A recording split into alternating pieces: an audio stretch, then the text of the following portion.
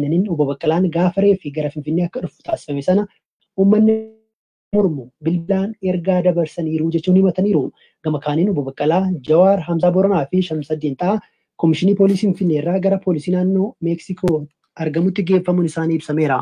Olmaarraa mana murtii sadarkaa jalqabaa federaalaa dhaddacha lidataa oole irratti obbo Baqqalaa waan dubbatan abukaatoo isaanii obbo Tuulii Baayisaa gaafadheera. Isaan kan jedhanii gaafa qabaman sana jechuudha. Gaafa reeffa caaluu geggeessuudhaaf ba'anii akkuma nama kamiyyuu reeffa geggeessuudhaaf reeffi isaan dursee akka bahee fi isaan immoo reeffa qaqqabuudhaaf hordofaa reeffi karaa buraayyuu gama maasagaachaa yoo deemu isaan immoo karaa gafarsa noonnoo yookaan karaa shawaa meedaa jedhamu kana qaqqabuudhaaf yoo deeman reeffi kellaa irratti namni karaa cufee dabalee waan ta'eef reeffi naannoo gafarsa noonnoo iddoo buufata poolisii jedhamutti akka deebi'etti dhufee fi reeffa wajjin akka gara mana akka magaalaa Finfinneetti deebi'an.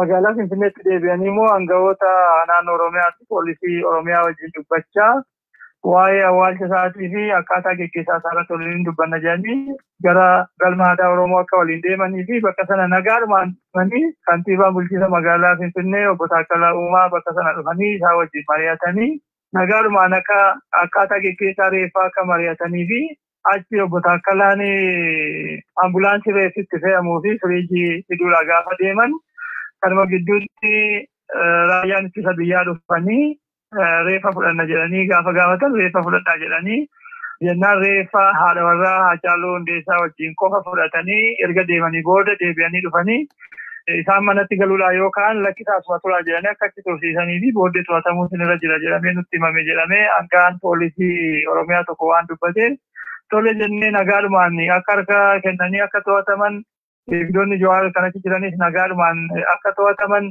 namni tokkittiin akka walitti dubbanne akka walitti illee mufanne rasaasni tokko akka dhukaafamne nagaadhumaan achi deemne wanti nu raawwanne tokkoyyuu hin jiru yakki nu balleessine tokkos hin jiru yaadaanis gochaanis barreeffamaanis imeeliidhaanis haa ta'u meesejiidhaan yookaan tekistiidhaan akkasumas bilbilaan gocha kana raawwadhaa gocha kana godhaa jennee wanti nu dubbanne tokkoyyuu hin jiru balleessaa tokkoyyuu hin qabnu ta'e jedhanii siyaasa keessatti akka nu hin hirmaanneef dhimma kana shira kana nurratti kan xaxamedha malee nu balleessaa tokkoyyuu hin qabnu jedhanii mana murtiitiif jecha isaaniif kennanii ibsan jechuudha. Poolisiin qorannoo akkamii irratti dhiyeesse?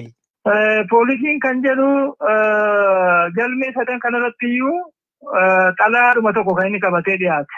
Kana maal jedhee dhiyaate namoota gara 25 ta'anirraati ragaa fuunee jira. Shakkamtoota gara 36 ta'anirraa immoo jecha isaanii fuunee jirra. Badii qabeenya manca'ee qulqulleessinee jirra. Mana isaaniitiif shugguxxii 2 arginee jirra. Jedhaniiti walitti makanii geessan. Jechuun gocha kan walakkaan kan obbo Jawaar kan fakkaatu jira walakkaan immoo kan nama biraa kan fakkaatu walakkaan immoo silumayyuu kan isaa wajjin waliin qabataniiti kan isaan dhiyaatanii obbo Baqqalaan kana hundamayyuu ani keessa harkan qabuu jedhanii jecha kan kennan jechuudha. Galmee sadinaan jedhanii galmeen kun kan eenyuuti? Tokkoffaan kan obbo Baqqalee Garbaati, lamaffaan kan obbo Arafaat Abubakarii, sadaffaan immoo kan Addisuu Tolasaati. Manni murtii maal jedhe ree? Kana booda abukaatonni yaada akka irratti kenninu taasifamee abukaatonni kan jedhan akka seera yakkaatti namni tokko waan inni godhe mataatti abaluun kana godhe abaluun kana balleesse jedhamee dhiyaachuu qaba. Duuchaadhaan dhiyeessanii wanti isaan jedhan kun obbo Baqqalee wajjin kan wal qabatu yeroo ragaan irratti dhiyaatee hin jiru wanti hin jettaniif ragaan hin dhiyeessitan gonkumaa waan kan argisiisu miti. Kanaafuu yeroon beellamaa kennamuun qabu jennee poolisiin guyyaa dabalataa guyyaa 14 gaafatee manni murtii galmee sadan irratti haala wal fakkaatuun galmee qorannee ajaja yookaan jalmurtii kennina jedhanii gaafa 9/11/2012 akka lakkoofsa Itoophiyaa waaree booda isaan 8 irratti beellamanii jiran jechuudha. Gama kaaniin immoo bakki isaan tursiifamaa turanii soostanya yookiin immoo Komishinii Poolisii Finfinnee ture. Ergasii booda bakka biraatti akka jijjiiramee fi maatiin dhaqanii akka dhaban dubbatanii turanii dhimma kana dhaddacha irratti dubbatanii turanii. Iddoo akka jijjiiramee fi isaanis dubbatanii jiru, abukaatonni dubbannee jira. Maaliif akka jijjiirames wanti itti himamees akka hin jirre maatiin kan obbo Jawaar har'a dhaqanii akka argan kan obbo Baqqalee immoo kaleessa dhaqanii akka wal hin argin kun addacharratti ka'ee ibsamee jennaan. Kana booda abbaan seeraa sirna pirootokoolii qorannaa eegeen walqunnamtiin maatii fi shakkamtoota akkasumas qunnamtiin abukaatoo fi shakkamtoota sirnaan akka geggeeffamu nyaatii fi dhugaatiin maatii isaanirraa dhiyaatu akka galuuf ajaja kennee jira jechuudha manni murtii. Tole guddaa galatuma Botuulee. Fayyaata.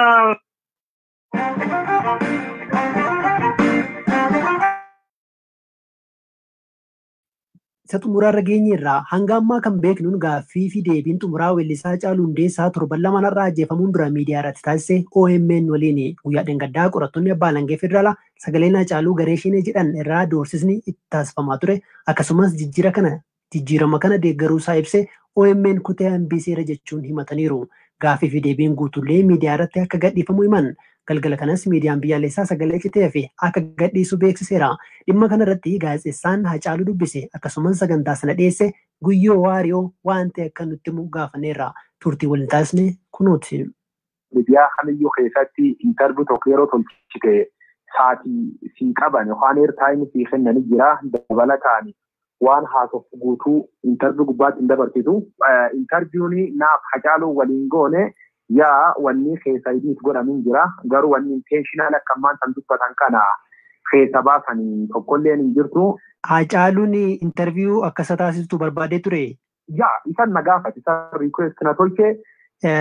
Erga interviyuu tolchitee booda erga isa gaafattee booda gaaffiif deebiin sun qilleensarra akka oolle Haacaaluun si gaafateera yookiin immoo namoonni isatti dhiyaatan si gaafataniiru? Waan hunda eegi interviewun dabartes walaakaa turre yaad gargaras kennaaf ture illee na gaafachaa ture. Haa taatuuti ammoo wantoota muraasa tokko osoo keessa baafte kaninaan jedhe wanni tokko lama hin jirti. Sun keessa fakkeenyaaf amma halees biyyeessu kennanii sodaachisa qaamoleen maqaa warri mootummaa maqaan dhaa shaneen sodaachisa jedhu keessa kutanii waan jedhan tokko dhagee ture. Haacaaluun waan shane jedhanii na biratti waan inni dubbachuuf hin qabadhu. Qaamoleen gargaraa sodaachisu nallee dhuunfaan natti hima ture. Nayyuu akka dhuunfaatti dhufee na gorsa ture. Atis miidiyaa gubbaa fiirgoota wanni hedduun sirra qabuu dandeetti. Miilaanis hin deemin yeroo baay'ee nayyuu na gorsa. Gizee iddoo wal agarraan gizee hedduu ta'a dhuunfalaa dhuunfaanis firdufa dhufee gadhee jedhee yeroo baay'ee na gorsa ture.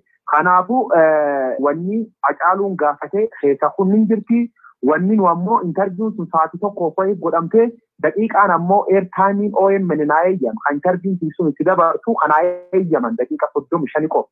Ammaan tolchee interviyuu Haacaaluu waan sabii dhaga'uu barbaaduuf ilaalchi gaazexeessummaatiin waan important ta'e kan uummata Oromoo masta dhaga'uu qabaa jedhee yaade daqiiqaa 50 keessa baasee sun keessa dhiitarii waan xixiqqoo tokko keessa hokkutee sirbuudhuma irratti nu amma affeerre jirra sunillee na affeerree gargar baane garuu eertaayimii hin qabne inni sullee keessa jirraayyuu keessa baasanii turanii. Kanaafuu wanni ta'e akkana ammayyuu.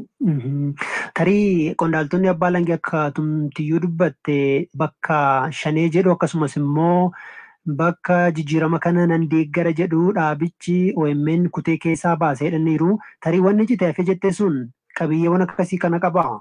No, hamma jijjiiramichi deeggar jedhee keessa kutan jedhu akki jijjiiramichi waan tokko jijjiirama keessa waan deeggar akka inni qabu wanni nu dabarsin baay'ee jira. Fakkeenyaaf Oromoo ijjeessu yookaan dhukaasuu caalaa wanni nam jibbisiisan jiru.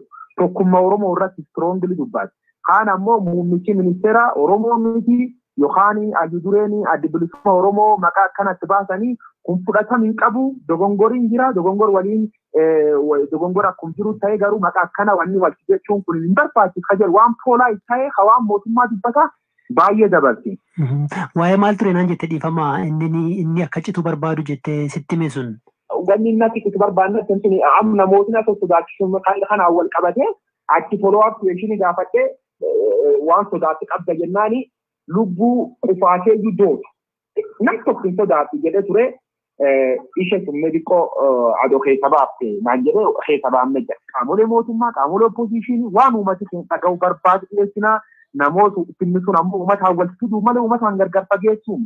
Kanaafuu jecha Haacaaluu adoo miidhaan irra dhaqqab jedhanii keessa baasan jedhan suni I don't know. Kun naafi nayyuu na ajaa'ibu yoo miidiyaa gubbaa dhaga na dhufte babeessa na dhufte. Dhaggeeffattoota keenya sagantaa BBC Afaan Oromoo caqasaa jirtu dhimmoota kaan keessumaa haala Guyyoo Waariyoonii fi gaazexeessonni OMN keessa jiran immoo boor isiniif dhiyeessina. Egaa sagantaawwan biroo immoo gama websaayitii keenyarraa